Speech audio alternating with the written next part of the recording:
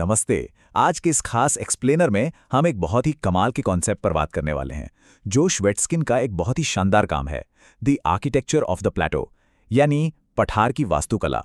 कोई नई स्किल सीखते समय जब हमारी प्रोग्रेस अचानक से किसी अदृश्य दीवार से टकराकर रुक जाती है ना, उस फ्रस्ट्रेटिंग मोमेंट को आज हम बिल्कुल नए नजरिए से डिकोड करने वाले हैं। जरा सोचिए, किसी नई स्किल को सीखने में घंटों की कड़ी मेहनत की जा रही है, पूरी जी जान लगा दी गई है और शुरुआत में तो प्रोग्रेस बहुत ही साफ दिख रही थी, सब कुछ एकदम परफेक्ट था।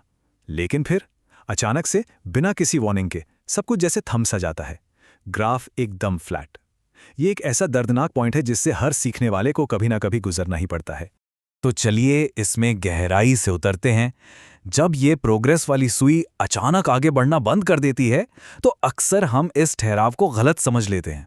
ऐसा लगने लगता है कि यार शायद हमारे टैलेंट की लिमिट बस यहीं तक थी, या फिर ये काम हमारे बस का है ही नहीं।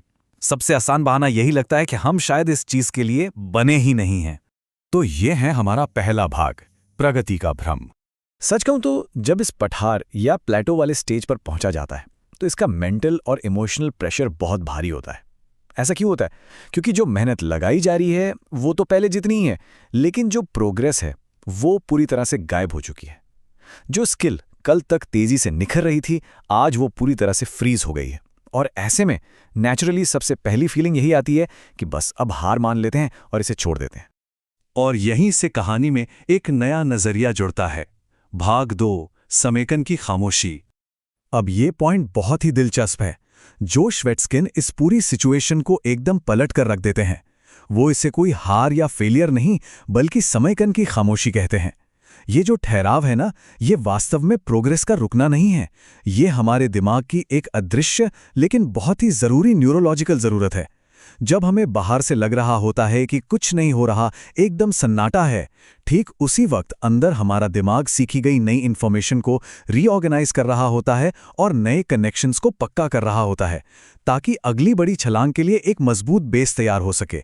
इसका सीधा सा मतलब ये है कि हमें अपनी डिक्शनरी बदलनी होगी। ये जो फ्लैटनेस या ठहराव है, ये कोई फेलियर बिल्कुल नहीं है, बल्कि अगले लेवल तक पहुंचने के लिए ये एक बहुत ही ज़रूरी शर्त है। हमें इस जमे हुए फीलिंग की नेगेटिविटी से बाहर निकलकर इसे एक स्ट्रक्चरल मजबूती की तरह पॉजिटिव नज़रिए से देखना होगा। चलिए अब बात करते हैं भाग 3 की, एक्सपोजर बनाम सुधार। अब सवाल यह है कि हमारा दिमाग वास्तव में कोई नई स्किल बनाता कैसे है। यहाँ एक बहुत बड़ा मिथ टूटता है। अक्सर माना जाता है कि हम सिर्फ एक्सपोजर से सीखते हैं, मतलब बस किसी काम को बार बार आराम से करते रहो और हम उसे सीख जाएंगे। लेकिन रियलिटी यह है कि दिमाग सिर्फ किसी चीज के संपर्क में आने से नहीं सीखता, बल्कि वो गलतियां करने और फिर उन्हें सुधारने से सीखता है। असली लर्निंग न्यूरोप्लास्टिसिटी से होती है, और ये तभी एक्टिवेट होती है जब कुछ ऐसा करने की कोशिश की जाए जो अभी तक करना नहीं आता। मतलब कोशिश करना, फेल होना, फीडबैक लेना और फिर खुद को करेक्ट करना। जो चीज़ें हमारे लिए कंफर्टेबल हो चुकी हैं, उन्हें दोहराना तो सिर्फ मेंटेनेंस है। असली लर्निंग हमेशा हमारी मौजूदा लिमिट्स को पुश करने की मांग करती है। तो जब हम उस प्लेटो वाले स्टेज में फंसे होते हैं तो सिर्फ आंख बंद करके अंधाधुंध मेहनत करना काम क्यों नहीं करता? क्योंकि मौजूदा न्यूरल आर्किटेक्चर अपनी लिमिट पर पहुंच चुका होता है। अगर उसी पुरानी रूटीन के साथ बस और ज्यादा जोर लगाया जाएगा तो वास्तव में नर्वस सिस्टम में गलतियां और थकान और गहराई तक फिट हो जाएंगी। ये सिचुएशन को बेहतर बनाने के बजाय उल्टा और खराब कर देता है। तो इस ठहराव का सल्यूशन क्या है? भाग 4, चंकिंग की शक्ति। तो सबसे जरूरी पॉइंट यह है कि इस ठहराव को तोड़ा कैसे जाए।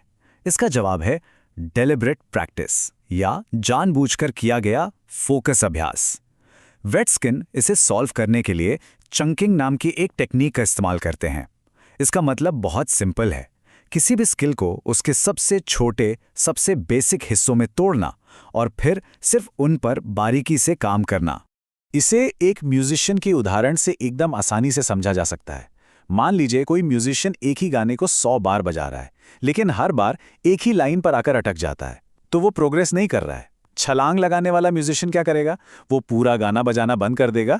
वो सिर्फ उन 4 लाइनों को अलग करेगा जो बाधा बन रही हैं, और उन्हें आधी स्पीड पर तब तक प्रैक्टिस करेगा जब तक वो एकदम क्लीन और परफेक्ट ना हो जाए।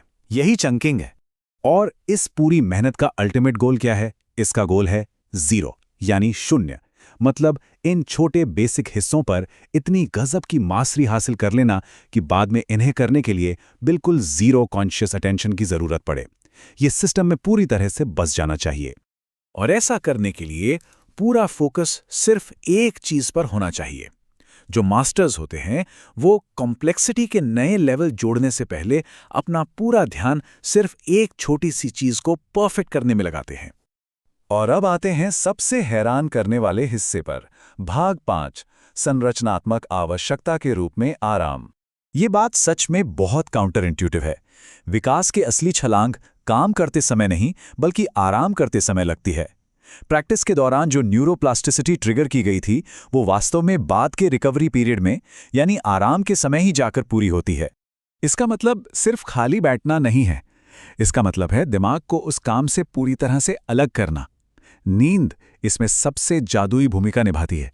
इसी रेस्ट के दौरान दिमाग प्रैक्टिस के सारे शोर को फिल्टर करके उसे एक साफ और स्पष्ट स्किल के सिग्नल में बदल देता है।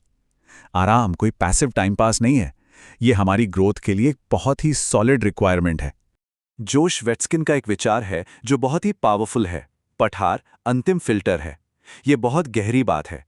ये ठहराव का फेज दरअसल एक टेस्ट है। ये उन लोगों को अलग कर देता है जिन्हें सिर्फ प्रोग्रेस की फीलिंग से प्यार है, उन लोगों से जो सच में किसी चीज में मास्टरी हासिल करने के लिए पूरी तरह से कमिटेड हैं। यह हमेशा याद रखने वाली बात है कि ज्यादातर लोग किसी बड़े ब्रेक थ्रू से सिर्फ कुछ ही सेकंड्स दूर होने पर हार मान लेते हैं। क्यों? क्योंकि जब प्रोग्रेस सामने दिखती नहीं है तो बिल्कुल ऐसा लगता है जैसे कोई प्रोग्रेस हो ही नहीं रही, जबकि रियलिटी ये थी कि उस वक्त सिर्फ वहां डटे रहना ही सबसे जरूरी था। तो इस विश्लेषण को हम इस सवाल के साथ खत्म करेंगे। जरा सोचिए, सीखने की इस पूरी प्रोसेस में वो कौन सी जगह है, वो कौन सा अनकंफर्टेबल गैप है जिसे लगातार इग्नोर किया जा रहा है। वक्त आ गया है उस गैप को पहचानने का, उसे अलग करने का, और सबसे जरूरी बात, उस समेकन की खामोशी को एक्सेप्ट करने का, क्योंकि सच मानिए वही खामोशी हमारे दिमाग की अगली छलांग लगाने की तैयारी की आवाज है।